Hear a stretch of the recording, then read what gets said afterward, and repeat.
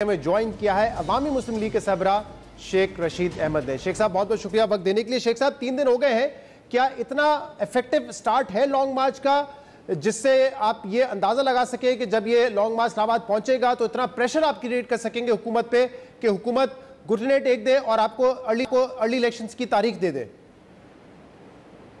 دیکھیں خان صاحب 6 مہینوں سے سڑکوں پہ ہیں۔ پہلے کہتے تھے محرم رمضان ہے، پھر محرم تھا، اور ابھی تک وہ 70 جلسے کر چکے ہیں۔ نوجوانوں کا ایک جمع غفیر تھا۔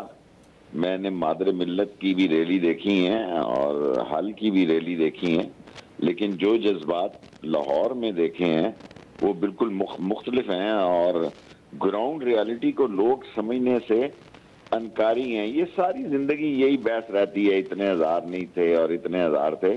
یہ اسلام آباد کوئی ان کو نہیں روک سکتا۔ یہ اسلام آباد آئیں گے، جمعے کو آئیں، جمعرات کی رات کو روات پہنچیں، اور زیادہ مسئلہ ٹھیک کرنے کی بجائے رانا ثناء اللہ خراب کر رہے ہیں کہ ہم ڈرون یوز کریں گے، ہم نے ربڑ کی گولیاں منگا لی ہیں، یہاں 12 بور کی گن۔ تمہارا باپ بھی خدا نہ کرے ایک بھی لاش گر گئی تو ان کو بھاگنے کی فرصت نہیں ملے گی، یہ بھاگ نہیں سکیں گے۔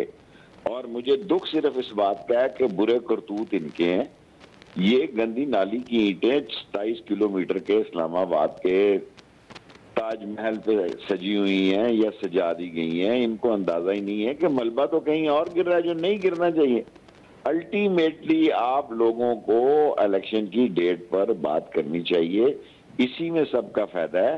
اور اگر آپ سمجھتے ہیں کہ لڑائی جھگڑے میں یہاں 27 کلومیٹر پر قبضہ گروپ بیٹھا رہے گا تو یہ پہاڑوں سے بھی لوگ اتریں گے، کشمیر سے بھی آئیں گے۔ شیخ صاحب آپ کہہ رہے ہیں کہ ایک بھی لاش گری تو پھر یہ بھاگ نہیں پائیں گے، لیکن رانا ثناء اللہ یہ کہہ رہے ہیں کہ آپ لوگ اس ارادے سے آ رہے ہیں کہ لاشیں گریں۔ کل انہوں نے پریس کانفرنس میں آڈیو سنوائی ہے علی امین گنڈاپور کی، جس میں وہ بندوقوں کی بات کر رہے ہیں، پوچھ رہے ہیں کہ لائسنس بندوقیں کتنی ہیں، تو وہ تو یہ کہہ رہے ہیں کہ آپ لوگ چاہتے ہیں کہ خون خرابہ ہو، اور اب ممکن ہے حکومت اس بات پہ غور کر رہی ہے کہ کیا آپ کو اسلام آباد انٹر ہونے بھی دیا جائے یا نہیں دیا جائے۔ ابھی فیصلہ نہیں کیا لیکن غور ضرور کر رہے ہیں اس بات پہ وہ۔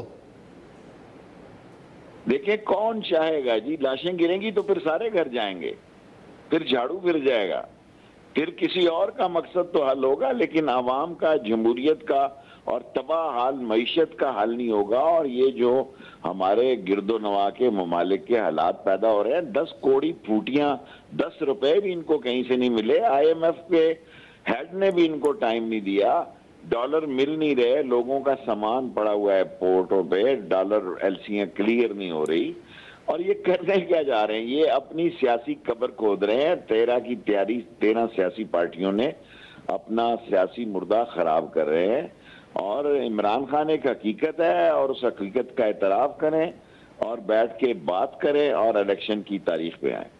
تو شیخ صاحب آخر میں اپنا مطالبہ آپ منوائیں گے کیسے؟ آپ کہہ رہے ہیں کہ ہم لانگ مارچ لے کے اسلام آباد پہنچ جائیں گے، اگر آپ کہیں ایج ٹائم میں آ کے ایک مخصوص جگہ پہ بیٹھ جاتے ہیں، حکومت تو کہے گی وہاں بیٹھے رہیں، کوئی فرق نہیں پڑتا ان کو، تو اس سے کیسے آپ لوگ اچیو کر لیں گے آپ کا جو ہدف ہے ارلی الیکشنز کا؟ ہمیں پیسفل، آئینی اور قانونی ہر صورت میں اپنے پروسیشن کو رکھنا ہے۔ اگر کوئی شرارت کرنا چاہے تو اس کا کلا کما کرنا ہے۔ ہم نے اپنا حق آئینی اور جمہوری طریقے سے لینا ہے، اور انشاءاللہ تعالیٰ لے کے رہیں گے، اور دنیا کی کوئی طاقت ہمیں اسلام آباد داخلے سے نہیں روک سکتی۔ کسی کے باپ کا اسلام آباد نہیں ہے جی، اور اسلام آباد کے اندر سے ہی ایسی فیملیاں، بچے اور عورتیں، اور میں لاہور میں دیکھ رہا ہوں جس طرح چھوٹے چھوٹے بچے جو ہیں وہ باہر نکلے ہوئے ہیں اور خواتین نکلی ہوئی ہیں۔ یہ کس طرح عوام کے جذبات ہیں؟ یہ عوام کے جذبات کی جو بھی تصدیق کرے گا وہ ہی سیاسی طور پر ذلیل و خوار ہو جائے گا۔ شیخ صاحب میں نے سنا ہے کچھ تحریک انصاف کے لوگوں نے مجھے بتایا ہے کہ عمران خان نے پورا پلان جو ہے وہ اس لانگ مارچ کا دھرنا دینا ہے یا نہیں دینا ہے وہ اپنے پاس رکھا ہے، کسی سے وہ شیئر نہیں کر رہے ہیں۔ اور مجھے یہ بھی کہہ رہے تھے کچھ لوگ کہ کوئی آپ سے بھی شیئر کرے کوئی انفارمیشن تو یقین نہ کیجیے گا، کیونکہ عمران خان کسی کو کچھ نہیں بتا رہے۔ کیا ایسا ہی ہے یا آپ سے کچھ شیئر کیا ہے کہ کتنے دن کا دھرنا ہوگا، یا صرف اسلام آباد آئیں گے، ایک پاور شو کر کے واپس چلے جائیں گے؟ کیا پلان ہے خان صاحب کا؟ دیکھیے میں ساری باتیں خان صاحب کے بارے میں کہنے کا تو حق نہیں رکھتا، یہ ان کا اپنی تنظیم کے اسد عمر ہیں، فؤاد چودھری ہیں، ان سے پوچھ لیں۔ مجھے تو بدھ والے دن بتانا ہے کہ اگر بدھ تک میں گرفتار نہ ہوا تو کس رستے سے انہیں آنا ہے، اور ہم روات سے اس کو ان کا استقبال کریں گے، اور آپ راولپنڈی میں دیکھیں گے کہ ان تمام لوگوں سے زیادہ بڑی تعداد راولپنڈی اسلام آباد میں ہوگی۔ اور شیخ صاحب، کیا آپ کو بھی لگ رہا ہے کہ تحریک انصاف اور اسٹیبلشمنٹ کے درمیان جو کشیدگی ہے کہ وہ اتنی بڑھ گئی ہے اب کہ معاملات پوائنٹ آف نو ریٹرن پر چلے گئے ہیں؟ D G I S I نے پریسر کی، اس کے بعد سے عمران خان صاحب کی جو تلخی ہے اسٹیبلشمنٹ کو لے کے وہ مزید بڑھتی جا رہی ہے، تو آپ کو بھی لگ رہا ہے معاملات پوائنٹ آف نو ریٹرن پر ہیں؟ دیکھیں، دنیا میں کوئی چیز پوائنٹ آف نو ریٹرن تک نہیں ہوتی، جذبات کی ضرورت نہیں ہوتی۔ ایک بہت بڑے ادارے ہیں، بہت بڑی ان کی ذمہ داری ہیں، اور ان کی ذمہ داریوں میں یہ شامل ہے کہ قومی سلامتی جو ہے وہ نشانے پہ نہ ہو، انسانوں کی جان و مال نشانے پہ نہ ہو، اور ان کا سب سے بڑا مقصد یہ ہے کہ پرامن طریقے سے معاملات طے ہو۔ یہ بہت اچھی بات ہے کہ انہوں نے یہ عہد کر لیا ہے کہ بھئی وہ سیاست میں نہیں ہوں گے، اور یہ بہت اچھی بات ہے انہوں نے کہا کہ کسی کا راستہ نہیں روکا جائے گا جو امن اور قانون اور آئین کے تحت آئے گا۔